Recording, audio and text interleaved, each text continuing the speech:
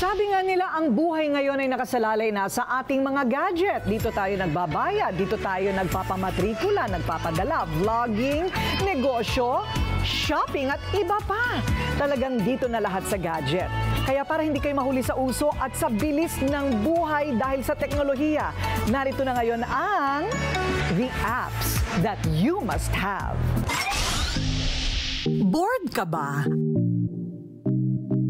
Huwag nang mag-alala dahil pwede ka pa rin mag-enjoy, magsaya, at pwede rin kumita sa mga latest at in pa rin mga bagong apps.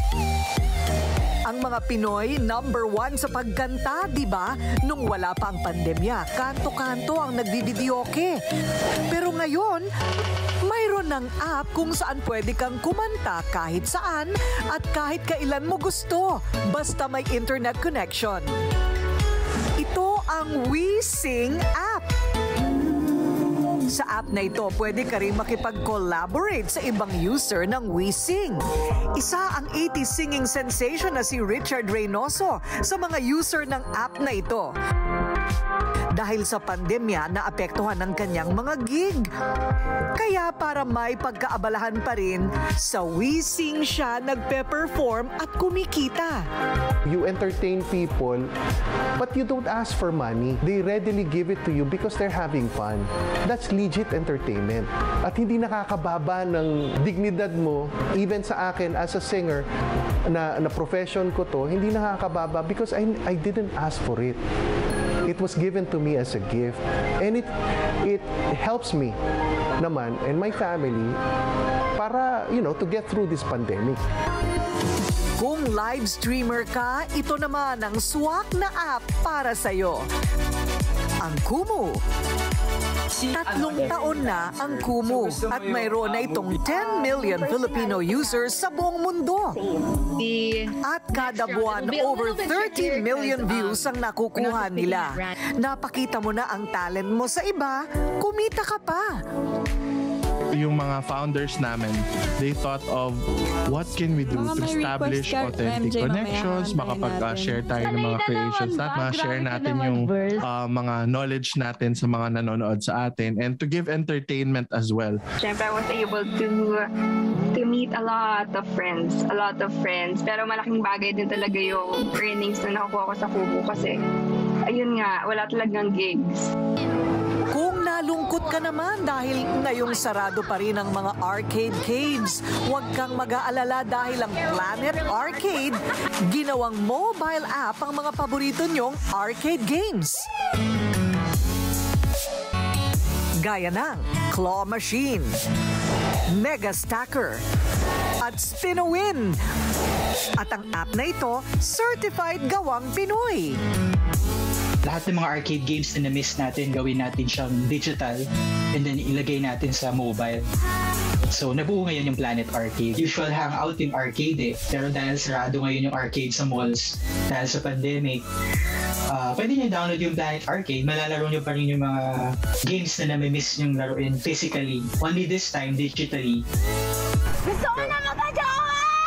Ang hirap mong landiin! Sino ba ang hindi pa nagti-TikTok? Ito na nga yata ang pambansang app sa ngayon. Paano mo babanggitin ang langgam?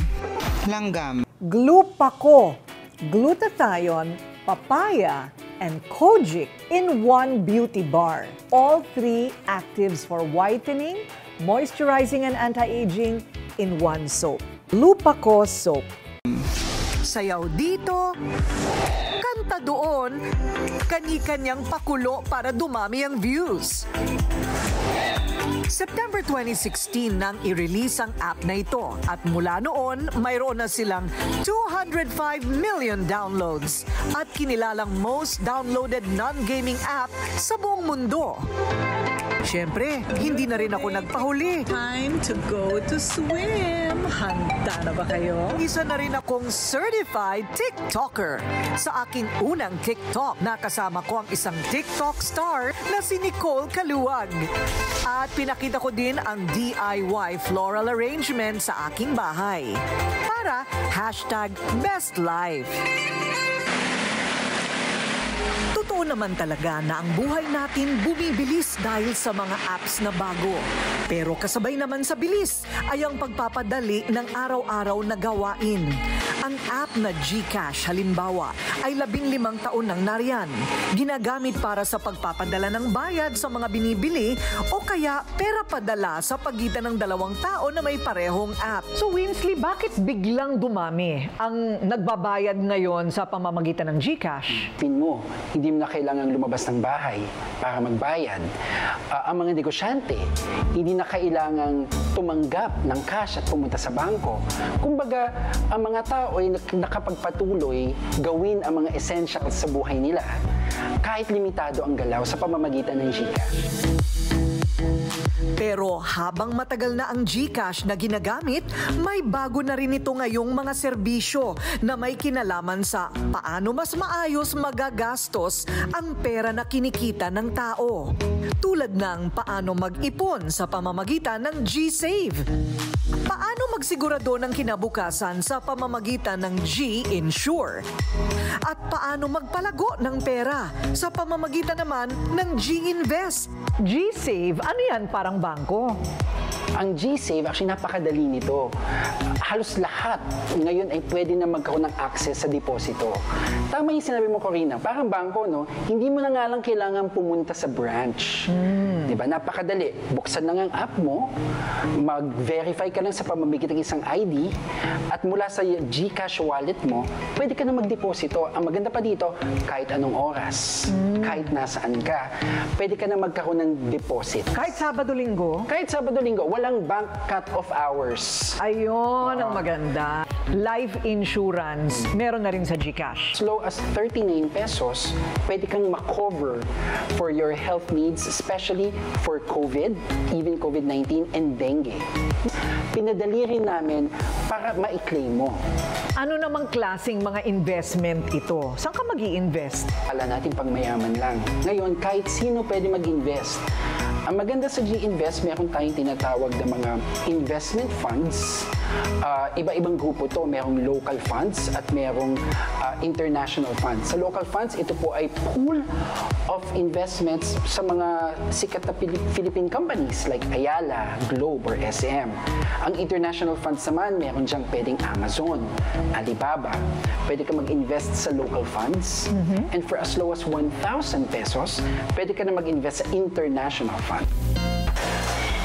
Pati ang mga OFWs na napakarami ay nagpapadala sa mga pamilya dito sa Pinas sa pamamagitan ng GCash ay inaabot at tinuturuan upang matulungan na maplano ang pinaghihirapan nilang pera. Importante talaga ang mga OFWs, ano? Sila yung talagang nagpapadala ng pera. Okay. So, pero gaano ka-importante yung naging event kanina? Natin kanina sa mga OFWs, alam natin na pinaghirapan nila yung mga kita na pinagtrabahuhan nila. At pinapadala nila ito sa Pilipinas. Yung knowledge na natutunan natin, yan yung magiging kayamanan natin. Malaking tulong ang financial literacy sa ating mga OFW at kanilang pamilya para ma-maximize ang salaping pinapadala sa pamamagitan ng tamang pag-iipon at pag-i-invest. Kasama ng GCash ang OWA at mga lider sa financial literacy nagsagawa ng live streaming para sa pagtuturo at pagsagot sa mga tanong para makaipon, magkaroon ng insurance at makapagpalago ng pera para sa kapakanan ng mga pamilya dito sa Pinas. Nagkakasakit ako, tapos walang nanay, walang tatay o walang mga kapatid na nag-aalaga sa akin. Sa ibang lahi na masisipag, kaya in demand tayo. Naalala ko pa rin yung pamilya ko sa Pilipinas. Maraming mga bagong serbisyo ngayon na magagamit nila para mapadali ang araw-araw na buhay nila sa pamamagitan ng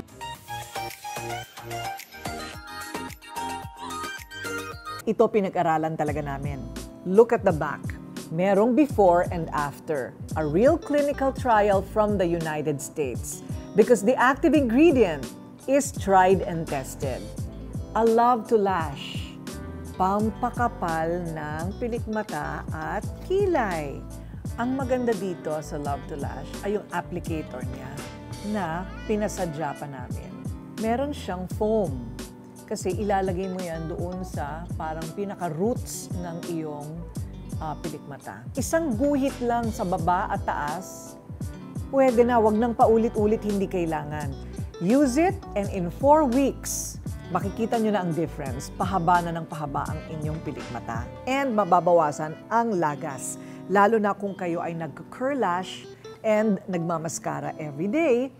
The only one in the market with a clinical trial, tried and tested, A Love to Lash.